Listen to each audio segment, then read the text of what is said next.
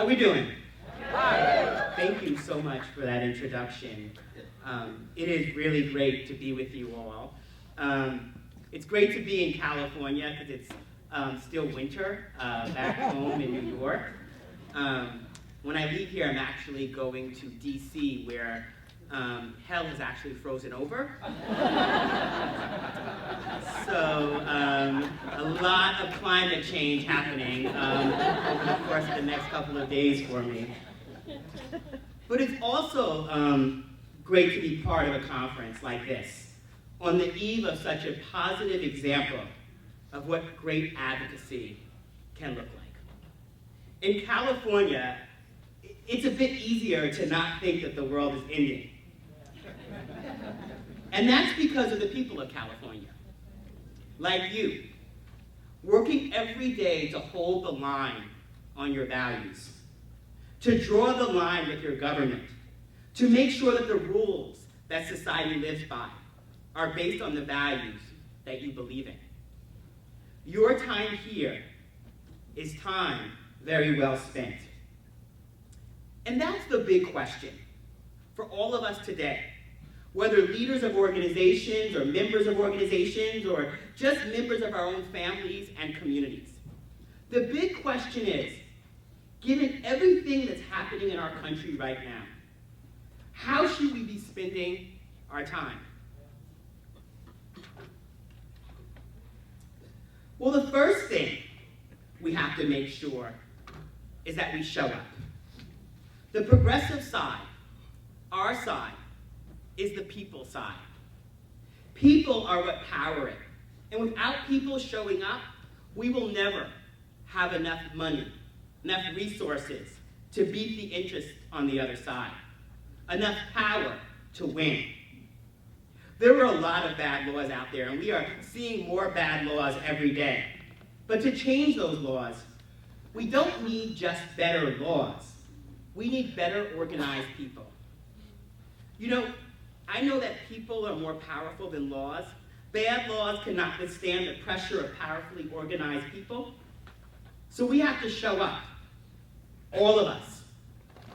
We cannot pretend that even our best lawyers are going to sue our way out of this mess that we are in with 45, and the right wing trying to control our lives and take away our freedoms. We are not going to simply sue our way out of this, or policy our way out of this, or nonprofit executive direct our way out of this. And I'm an executive director. But I'm the first one to realize that we are not going to just make the perfect argument, or sit down at the right table, or just issue the perfect talking point, or work this out behind the scenes and make it all go away. Sometimes I wake up in the middle of the night thinking that maybe I was dreaming. Maybe the April Fools that just passed was like the last sort of moment for that. We need to have an inside game, like always. But it's the outside game that will win this. And we cannot rely on others. We must own this crisis ourselves and act as if our own future is the very thing that we are fighting for, because it is.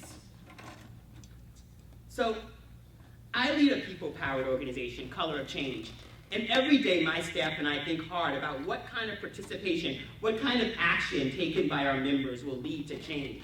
We work to develop a strong theory of change behind every campaign. We may have a large presence, over 1.2 million Black folks and their allies of every race, all around the country, but presence isn't the same thing as power. And we should never confuse the two. Our issues may be present in the news cycle, but they may be, on some days, what everyone is talking about. But that does not mean we have the power to win on those issues or implement change. The presence of a case on the docket or a law on the floor of the assembly isn't the same as the power to win. Winning is that case passing the law, or passing the law on the floor. That's real power. And we think about this at Color of Change all the time. Since we were founded on the realization that Black people didn't have enough power, Black people are powerful all across society at every level. But that does not mean that we have the power to change society in the many ways we need it to change. We were founded in the aftermath of a flood, Hurricane Katrina, 11 years ago. It was caused by bad decision makers. It turned into a life-altering disaster by many of those same bad decision makers.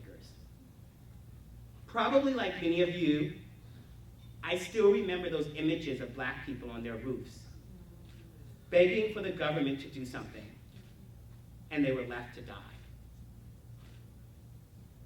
And just like these conversations about policy and laws, Katrina illustrated so much of what we already knew about generational poverty, geographic segregation, the impacts of what we've done to our planet through pollution and climate change, the impacts of an unjust criminal justice system. All those issues were at play. But at the heart of it, no one was nervous about disappointing Black people. Corporations, media, government. And when decision makers are not nervous about disappointing your community, all sorts of things can happen. And so we, at Color of Change, are very clear that our work is about translating these moments, this presence, the awareness, into the ability to actually change the rules, to build the type of power that makes real change. So while showing up is essential, just showing up isn't enough. All of you showing up for Lobby Day is an example of smart targeting. Therefore, an example of maximizing your participation to achieve impact. If there were just a few of you, it might not matter as much. If there were a lot of you, but gathered on a vineyard over in Sonoma, it might be a lot of fun, but it might not matter as much. Might be a lot of fun. Except if you're on the train. Yes, except if you're on the train, exactly. But what you are going to do tomorrow matters because of the strategic way that you are doing it and how many of you are here and the issues that you are bringing to the table. So I want to talk a little bit about bail reform. And I want to talk about this critical issue because it's something we are working with ACLU on. The for-profit corporations, career-driven prosecutors, and a whole set of judicial officials, ignoring the very issue of justice they are sworn to uphold, have turned our bail system into a driver of mass incarceration, in which also is siphoning money out of the hands of Black families and immigrant families and poor people and our communities all across the state and all across our country. We are releasing a report with ACLU that shows just how this works and the impact it is having. And how will we use this report? I'm just saying what we know loudly is not the same as using what we know strategically. And so what we are going to do is we are going to use these levers to show all the ways we need to show up. And it shows the different intervention points we have identified, the different ways we must create leverage in a coordinated way to change the for-profit bail system and all of the deconstructive impacts it has on people's lives, from forcing people into pleas, to making people lose their jobs, their children, their ability to get education. It is a system that only exists in the United States and Philippines among world democracies. It is a system with big, major insurance companies that are actually making the money while the face is local bail bonds. These same insurance companies have used ALEC and other organizations to write their own laws, create offshore accounts, and drain our communities of its livelihood. On the point of ALEC, ALEC is another example of a winning strategy and how important strategy is to win. ALEC is a secretive right-wing policy shop responsible in large part for the rapid propagation of things all across the country in state legislatures, from voter ID laws to the discriminatory immigration laws to stand your ground laws. When Color of Change first learned about ALEC, it was when the voter ID laws were popping up all around the country. You remember those laws that are still popping up, that are still being used, where like the one in Texas where they said you can vote with your gun license but not your student ID? And so, we were looking at these laws and we were trying to figure out what to do. And this goes back to the idea of theory of change. In Color of Change, everything relates to a theory of change. We could have sent out an email petition and said, call on this Tea Party state legislator to not move the ALEC voter ID law. But the Tea Party state legislators would have probably said, this is exactly the point to suppress your votes. So we found out that ALEC, 98% of ALEC's money came from corporations. Corporations who every single day came to our community and said, buy our products or use our services. So we started communicating behind the scenes with those corporations. And we would get on the phone and explain to them what ALEC was doing. And they would say, we give a little to the right and we give a little to the left. And we say, that is great, but there's not really two sides to black people voting. Wow. And so we would go back and forth with these companies. And there were well over 100. So we picked the top 15 companies that had relationships with black communities. Started really thinking about the strategy of where we had leverage. Corporations who had Black History Month programs, advertised on black radio. And we started having conversations around the hypocrisy. So we'd go back and forth with these corporations, all while communicating with our members publicly, saying stop corporate-funded voter suppression. And while we were doing that, we were not naming the corporations. And we were going back and forth with ALEC for a while. And some corporations, like Pepsi, pulled out behind the scenes and said, we hear you, we're not going to fund ALEC anymore. While we were in the middle of that campaign, the tragedy in Stanford, Florida, involving Trayvon Martin happened. And our organization rapidly engaged. We mobilized hundreds of thousands of our members to respond to justice for Trayvon. We engaged our members in hoodie rallies all around the country. We leveraged a short code platform so that at those rallies, when you may have saw a sign to say, text this number, text Trayvon to this number, we were collecting those names and then asking people to register to vote on the back end. We were doing a lot to engage and mobilize people, and then we found out that the Stand Your Ground law, which was shielding George Zimmerman, was also an ALEC law. Written by Walmart at the ALEC meeting and moved into states all around the country because Walmart's the largest seller of guns. So now, how do you combine these strategies? How do we not think in silos, right? And so we have 100,000 people on this Stop Corporate Funded Voter ID petition and about 400,000 on this Justice for Trayvon petition. And now we're every day thinking about how do we bring these communities together. And so we gave, because Pepsi pulled out behind the scenes, you can imagine who our first public target might be. So we gave Coca-Cola 48 hours. We had been talking to them for months. We would go back and forth. By the final conversation, they would get their senior level black person on the phone call with me, and they would talk about how they voted with their grandfather, and I would talk about voting with my grandfather, and we'd get off the phone, and we would, try to channel for them what a public campaign might look like. And then we gave Coca-Cola 48 hours. We sent them the website that wasn't up yet, live, with their logo on it, explaining that we had this conversation. We've been trying to get them to remove, and we said this will go live in 40 hours. Here's the press. Here's the billboard we're going to take out. We want to share with you everything. We want to make this easy for you to say that you do not need to be part of ALEC. And 48 hours passed, and Coca-Cola did not say anything. So we started emailing about 1,000 of our members. Now remember, we have about 500,000 people that are sort of working to stop ALEC in some way, right? And so we email 1,000 people, different numbers at Coca-Cola to call every hour. And about 5 hours into the first day, Coca-Cola calls us and they say, we hear you, we're leaving ALEC, please stop having your members call.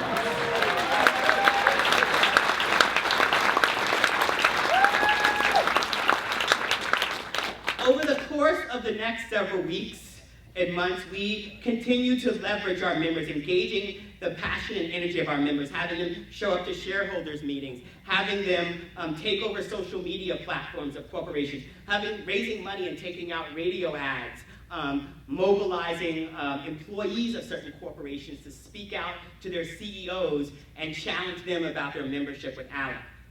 Over 100 corporations have left the American Legislative Exchange Council since we started our campaign.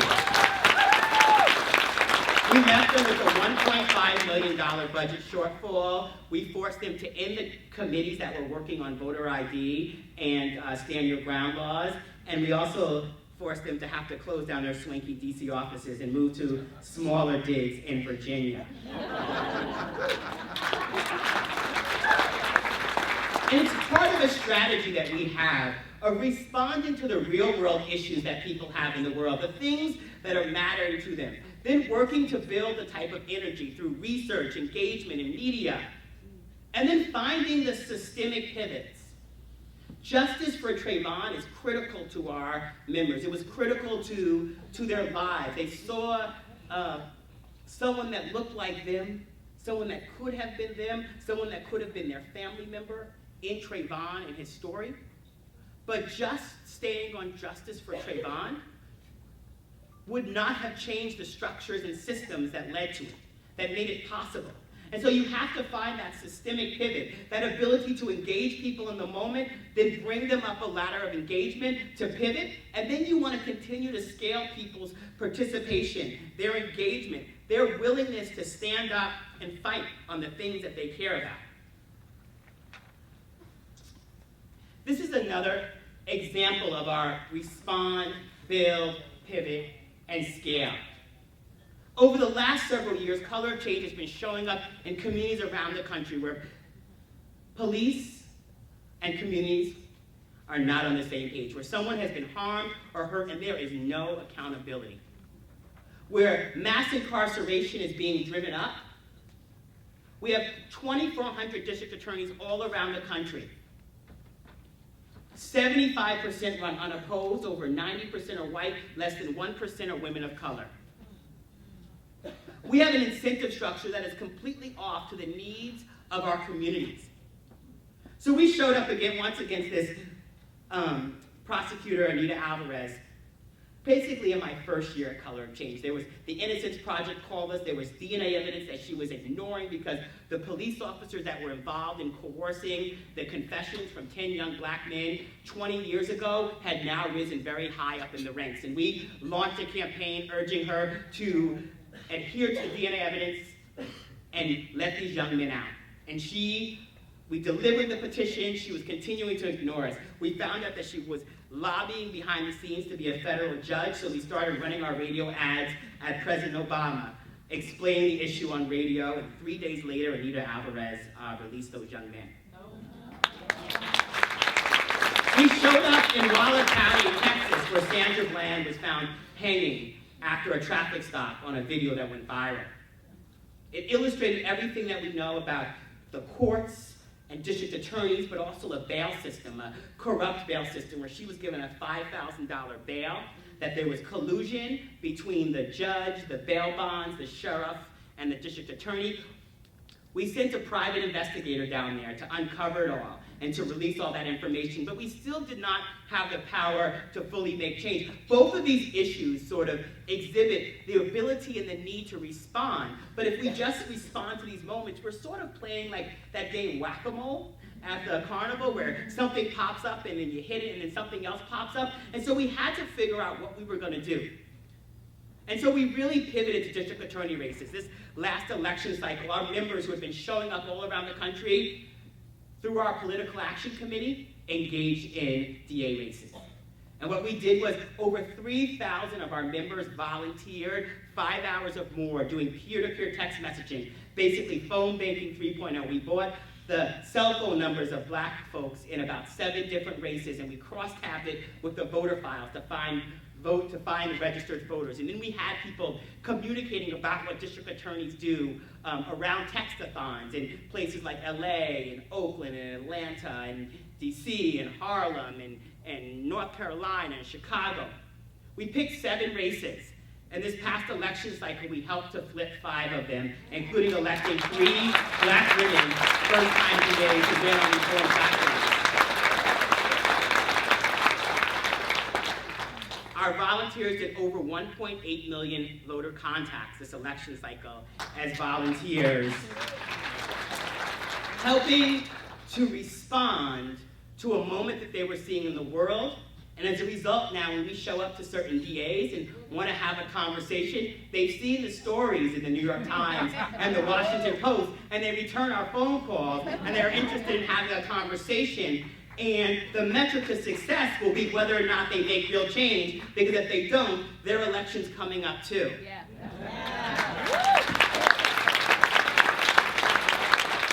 We've got a lot of elections here in California coming up in 2018. Yes. The vast majority of district attorneys are up for elections in 2018, and that's work that I'm hoping that we can do together.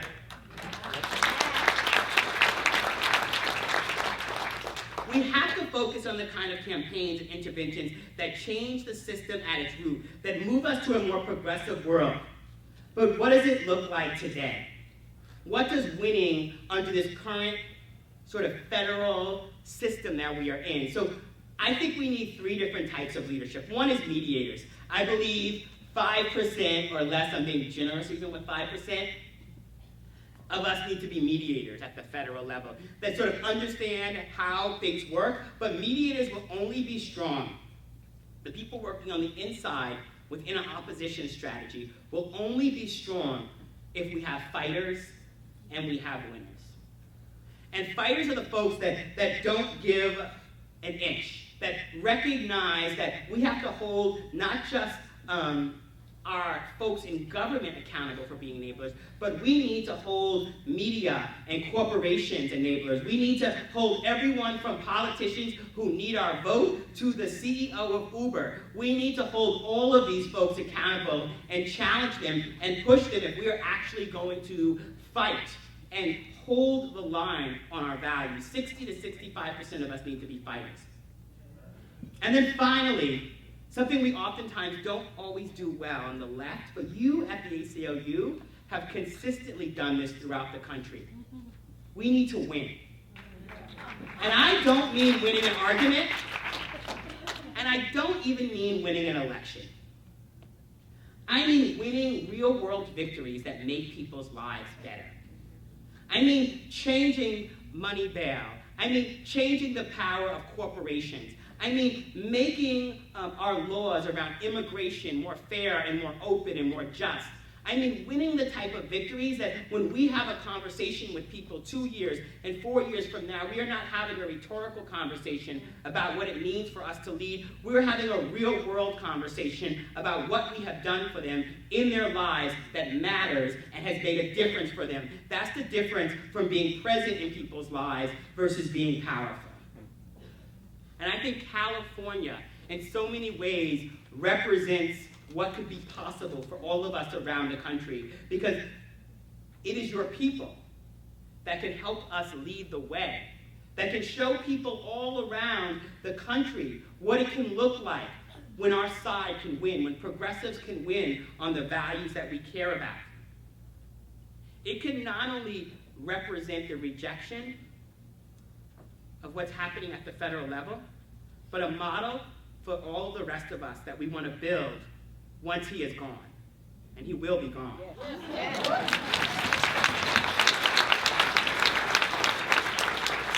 But it's important for all of us to remember, this isn't about one policy over here or there, but about an entire agenda of renewing the country.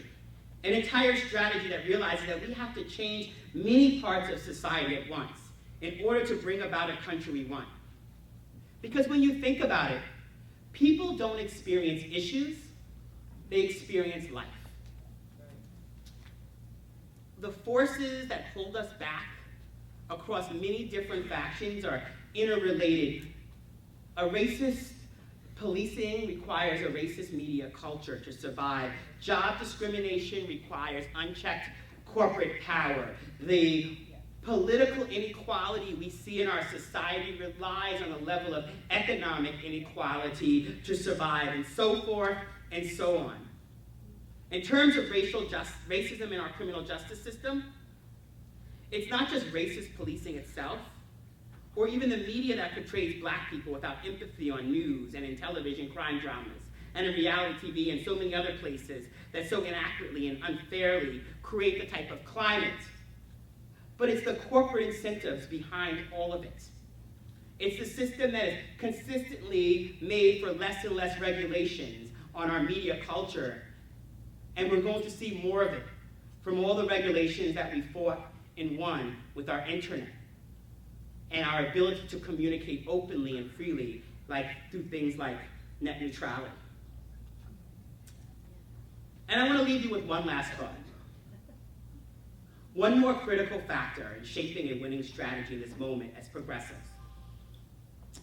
We cannot win if people do not love us. And this is not about going around begging people to love us. The progressive brand is hurting. We need to be seen as stronger by millions of Americans who may share our values, but for some reason have not joined our side. We need to be the people with the solutions, with the strength, with the winning team glow. Not the team that plays the Harlem Globetrotters that no one remembers the name of, but actually the Harlem Globetrotters. Because people may come to hate Trump, but that does not mean that they will love us instead. We have to earn it. This last election cycle, we were up against a big budget Hollywood movie, right? With all of the bombs and the plot twists. How many people have seen those movies? They make a lot of money, so it's okay, you can raise your hand, it's not a trick. Those movies with the guy who gets the girl, the empire is saved, and everyone sort of like walks out the movie knowing that a whole bunch of those things couldn't actually happen, but you sort of forgive those plot twists. And on our side, on the progressive side, we ran the documentary. And I like documentaries. But the challenge with the documentary is that the genre requires accuracy. It requires that if one or two of the facts are wrong with the documentary, people throw out the whole documentary.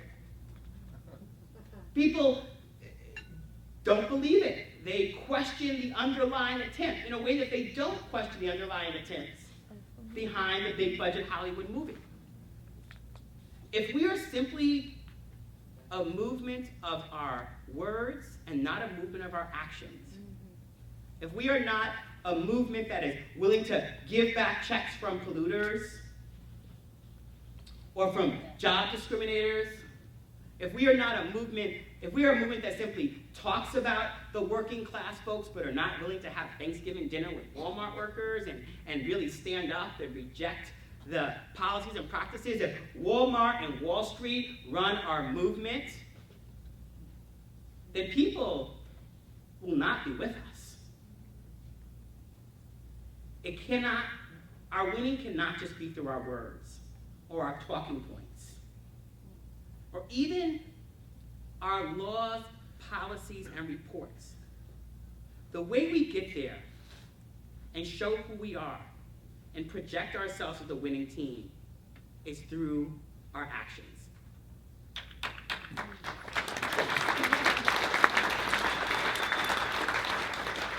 I want you to think about how you yourself make judgments about people, and which of these would make you think someone is cool. Saying I'm cool, I'm cool, I'm cool, or just doing something cool that speaks for itself. We need to be that movement of actions. I like to think that I can do that picture when my hat store is having its sale, but I would probably hurt myself at this point. The left needs to start acting like the government that people want and deserve. So tomorrow, go out and make them do it.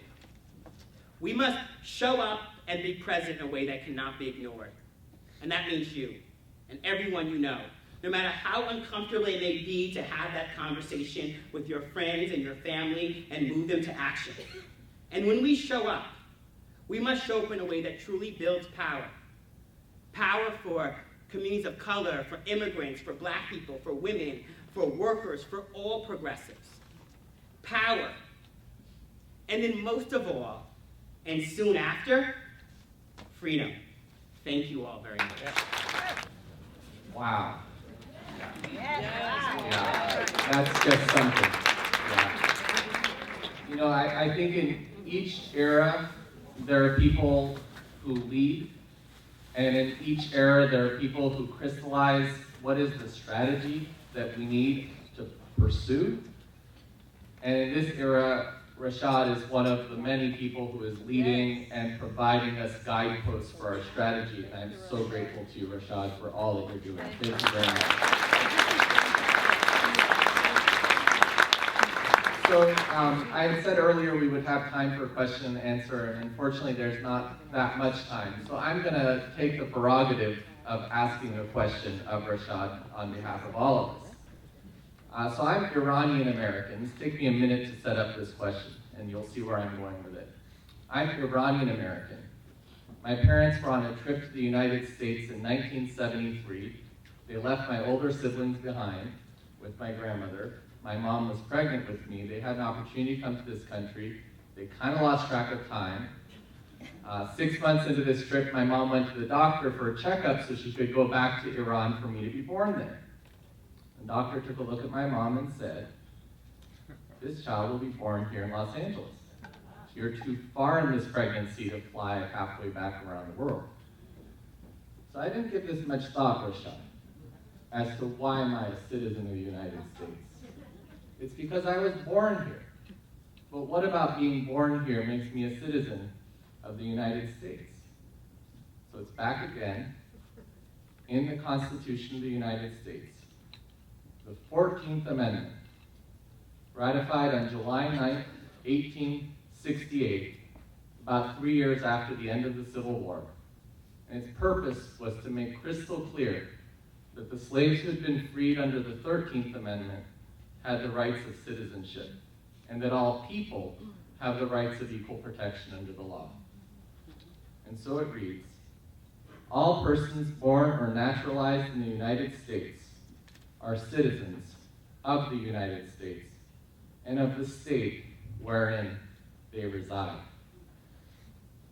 That's a pretty deep finding for me, that my citizenship, my status as a citizen, is because of the struggle of abolition and the ending of slavery and the struggle of black folks and others to be treated as human beings on this continent.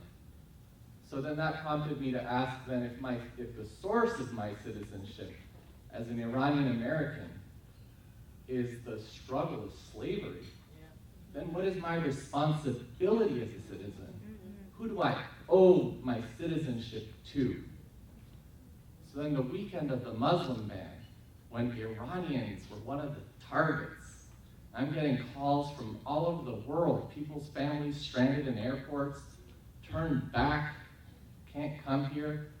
People who have no status, if they're turned away from their visa here, they can't go back to Iran and they would have nowhere to go and be safe. When all those people turned out en masse at the airport, that was a beautiful act of being allies. I was inspired by every one of you having my back as an Iranian. So that's my lead up to this big question, Rochelle. What's our responsibility of being an ally? How can we be an ally when we're maybe in a privileged group, working in partnership with the person who's the target, but when we're all ultimately the target too? How do we make that happen? Great, thank you. That is a good question. So I'm going to take it two ways. The first is that had this election went a different way, many of us that care about different issues would have went back into our silence. And we would have went to fight for the things that we care about. We would have been fighting to see who got their thing accomplished in the first 100 days, who could prove that they were the winning margin or their group was the winning margin to get their thing across while there was still political capital. Now none of us want our issue to be part of the first 100-day strategy. And we would have been doing that. But now we recognize that our fates are linked in a new way. That does not necessarily mean that we'll show up any different. First, on the right, the story of Alec is a story of the right recognizing how their fates are tied. And Alec working on everything from tax policy to criminal justice to women's health is about creating the type of world that they want to create and advancing the type of mission and aligning strategies across movement because they understand that their links are tied together, their fate is tied together. So what do we understand on our side? The thing that I've always known to be true is that when oppressed people win, they win for everyone. That the victories of movements for equality have constantly moved our country forward. Now, it doesn't mean that people have not been left behind at parts, but they have moved our country forward, and those laws have been able to be leveraged and used and built. As a person who comes from a community that were not immigrants, Black people were not immigrants. I recognize that the progress and the struggle and the victories that Black people have made have been a template and a roadmap for other communities. And I don't recognize that because it makes me sad, it makes me proud. And at the same time, how will we show up for each other? And recognizing that it's not a zero-sum game. When feminists win victories, it doesn't just help little girls have bigger dreams, but it helps little boys be their best selves as well. And so for us as a movement, if we truly want to win, if we truly want to see freedom for all of us, that will require some of us to find the ways in which we step up, and some of us to find the ways that we step back at different times. It will require some of us to find ways to give more space and more openings for communities that may not have had it in the past. It will require us to think about leadership in new ways and think about the organizational infrastructure we need in new ways. And we have to recognize that the ways that we have done it in the past are all part of why we are here in this moment right now. And so the roadmap to victory is a roadmap of finding new ways to work together and new ways of seeing our fates aligned and new ways of recognizing that the ways to both break down the power on the other side and advance the things that we want on our side is going to be about recognizing our shared fate and our shared responsibility to one another.